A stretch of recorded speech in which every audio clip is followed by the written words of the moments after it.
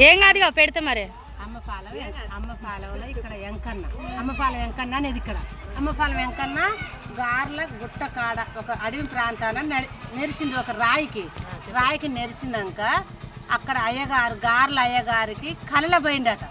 కలల పోయి నేను అమ్మపాలెం గ్రామం నాది, అమ్మపాలెం గ్రామం నుంచి రోకంల కోటుకి కోడి కూతకి నేను తట్టుకోలేక నేను మర్రిగూడెం దగ్గర ఒక బండ రాయికి నేను నెరిసిన వచ్చి మీరు గార్ల మండలం నుంచి వచ్చి చూడండి నన్ను అని ఆ తండ్రి అయ్యగారు కలల పోయి చెప్తే ఆ ఊరు పెద్ద మనుషుల్ని సర్పంచ్ని గినక తీసుకొని పోయి మాటకారులు ఉంటుగా వాళ్ళని తీసుకొని పోతే ఆయన పాదాలు ఆయన రూపాలు అన్నీ అవపడుతుంటే చూసినాక అక్కడ నెరిసినాక వీళ్ళకి ఆయన కలల పోయినాక కొన్ని మంచి పనులు అయినాయి.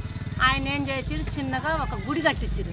గుడి కట్టించి వెంకటేశ్వర స్వామిని నిలబెట్టుకొని ఆయనకు సంవత్సరం ఇక్కడ మాకు మల్లయ్య గారు అని ఉన్నాడు పాటిల్లు వాళ్ళు.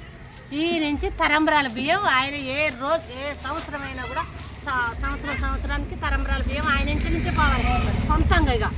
ఇక ఇక్కడ కొంతమంది ఇష్టంగా సందాలు వేసుకునే వాళ్ళు తెప్పబోవటం తరంబరాల బియ్యం ఆడ ఇక అక్కడ ఏ కార్యక్రమం అయినా ఈ నుంచి పోయినాక ఆడ ఇక అక్కడి నుంచి 3 సంవత్సరాలకు ఒకసారి, 9 సంవత్సరాలకు ఒకసారి, 5 సంవత్సరాలకు ఒకసారి ఆడబిడ్డ ఇప్పుడు పెండ్లి ఆడబిడ్డలు తీసుకొచ్చుకోవటం, సున్నాలు వేసుకోవటం, పండుగలు చేసుకోవటం, అప్పాలు చేసుకోవటం పోయి భోగంగా ఆ తండ్రి వస్తాడంటే ఇక్కడ మా జనానికి అమ్మపాలానికి అనేకమైన సంబరాలు ఉల్లాసాలు అనేకమైన సంతోషాలు.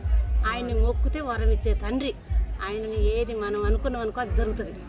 ఇక మా అమ్మపాలెం వెంకటేశ్వరులు కాబట్టి అమ్మపాలెం వెంకన్న కాబట్టి కానీ ఇక్కడికి వచ్చి తీసుకొని వస్తారనమాట. ఇక అల్లుడు ఇక ప్రతి సంవత్సరం ఇక అక్కడి నుంచి బంజరా గ్రామం ఉంటే వాళ్ళు అడిగిర్రు మేము కూడా తీసుకొని పోలే ఆయన అసలు పోలే ఏ ఊరు కాదు. ఇక్కడ నుంచి నేను ఏ పోలే మీద దాటి ఎక్కడికి పోను.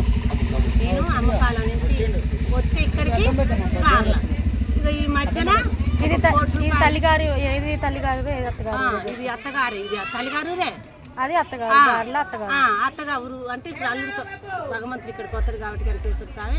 ఇది వస్తే ఇక్కడనే ఉండిపోయింది ఆయన.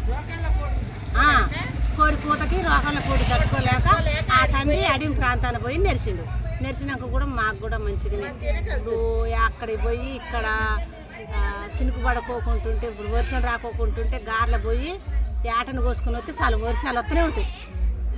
తరంబరాల బియ్యం పెత్తనవస ముందు తరంబరాల బియ్యం పోతూనే ఉంటాయి ఆ తండ్రికి. ప్రతి సంవత్సరం ఇక్కడ నుంచి మల్లమూరు అని ఉంటారు, మల్ల నరేంద్ర గారు ఈ నుంచి పంపిస్తూనే ఉంటాడు. ఆయన గార్ల పంపిస్తారు తరంబరాల బియ్యం పసుపు